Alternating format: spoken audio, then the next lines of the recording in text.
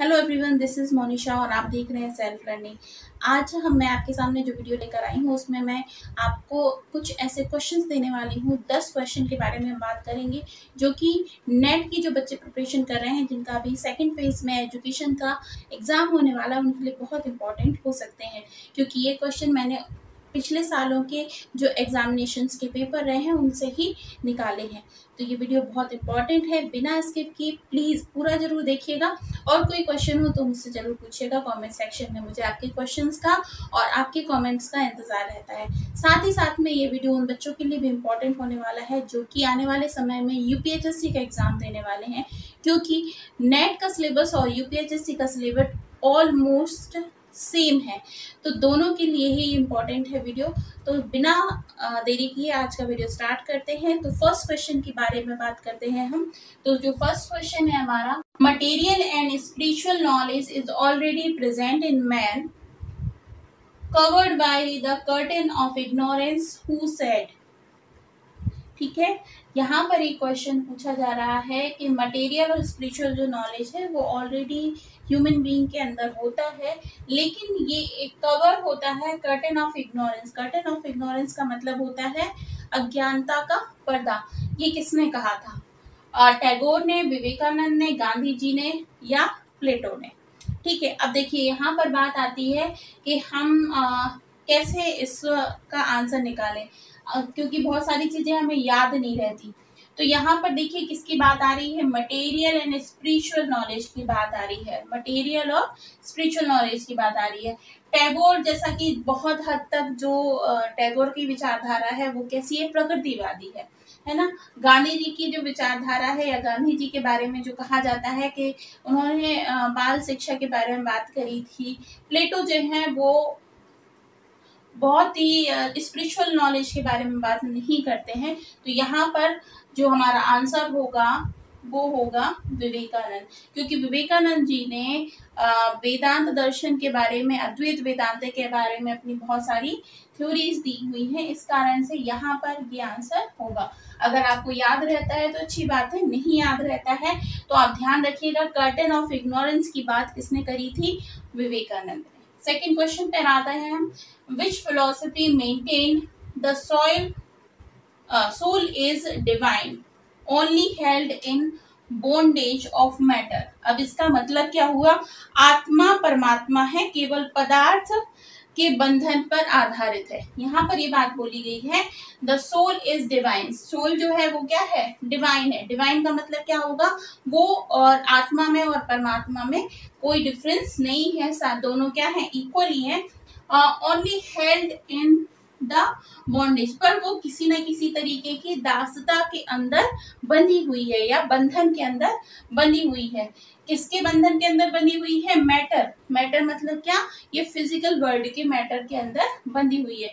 ये बात किसने कही थी, या फिर ये किस फिलॉसफी के आधार पर बात कही जाती है? वेदांत के आधार पर, सांख्य के आधार पर, बुद्धिज्म, या फिर ऑल ऑफ दीज? ठीक है, अगेन ये जो बात हो रही है वो किस पे बात हो रही है? सोल की बात हो रही है, डिवाइन की बात हो रही है। जैसा कि आप जानते हैं जो बुद्धिज्म है वो तो किसकी बात करता है? ये हमारे नास्तिक दर्शनों में से एक है ना। सांख्य दर्शन जो है वो प्रकृति और पुरुष की बात करता है। यहाँ पर जो बात होगी वो किसकी बात हो रही है? सोल की बात हो रही है, डिवाइन कल्चर की बात हो रही है। तो यहाँ पर आंसर क्या होगा? वेदांत।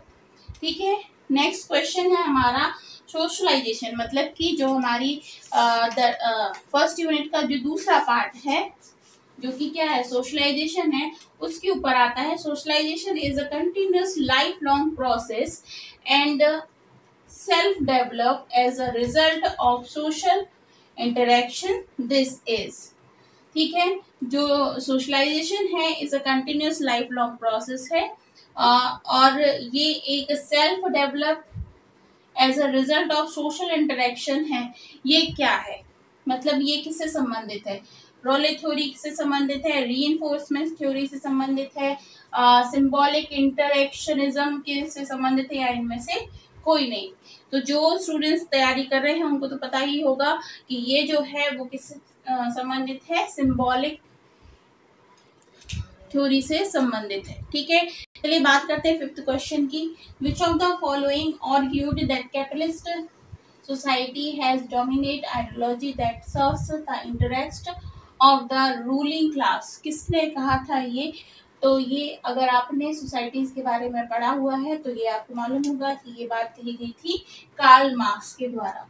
नेक्स्ट क्वेश्चन है, education sociology is the study of the interaction of the individual and his cultural environment। This was said by, ये किसने कहा था? सोसाइटी से रिलेटेड बात है, तो ये बात कही गई थी ऑटवे के द्वारा।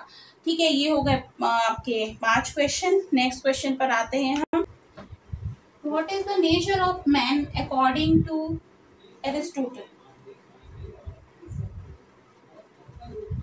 What is the nature of man according to Aristotle? Aristotle के हिसाब से जो मनुष्य का स्वभाव है वो कैसा है? सोशल है, पॉलिटिकल है, कल्चरल है या रिलीजियस है? ठीक है, तो मनुष्य क्या है? एक सोशल एनिमल है, ये भी कहा था। तो यहाँ पर ये बात आ जाती है कि मनुष्य जो है वो एक सामाजिक प्राणी है, इसलिए मनुष्य का स्वभाव जो है वो क्या है?